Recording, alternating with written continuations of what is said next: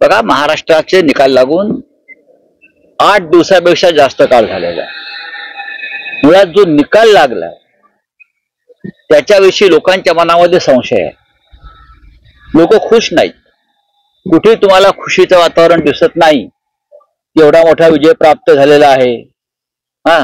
स्वतः काळजीवाहू मुख्यमंत्री नाराज होऊन त्यांच्या गावाला गेले आहेत अमावस्येच्या मुहूर्तावर. त्या अमावस्येचं काय महत्व आहे मला कळत नाही.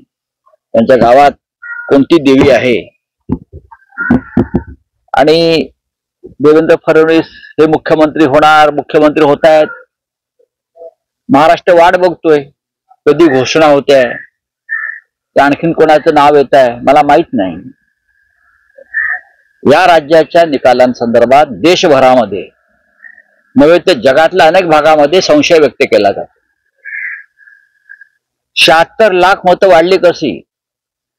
जसं सामना चित्रपटामध्ये एक डायलॉग आहे, मारुती कांबळेचं काय झालं काय, मारुती कांबळेचं काय झालं, तसं या 76 लाख मतांचं काय झालं. कुठून आली 76 लाख मतं? 5 वाजल्यापासून 11:30 वाजेपर्यंत. त्याच पद्धतीनं हरियाणामध्ये 14 लाख मतं वाढली होती. हाच फॉर्म्युला. हरियाणाच्या निवडणुकीमध्ये अचानक 14 लाख मतं वाढली आणि महाराष्ट्राच्या निवडणुकीमध्ये 5 वाजल्यापासून पुढे 11:30 वाजेपर्यंत 76 लाख मतांचा हिशोब लागत नाही.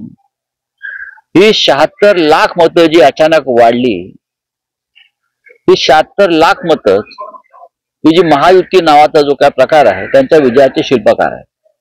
लाडकी बहीण अमुक तमुक त्यात काय तथ्य नाही. 76 लाख मतं कुठून आली? नाना पटोले यांचा प्रश्न आहे, तो आमचाही प्रश्न आहे. रात्री 11:30 वाजेपर्यंत कुठे मतदान सुरू होतं रांगा लावून?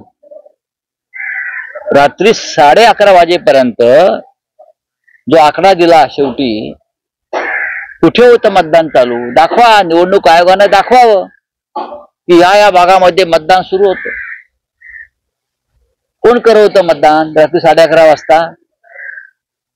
हरियाणामध्ये 14 लाख मतं वाढली आणि भारतीय जनता पक्षाचा विजय झाला.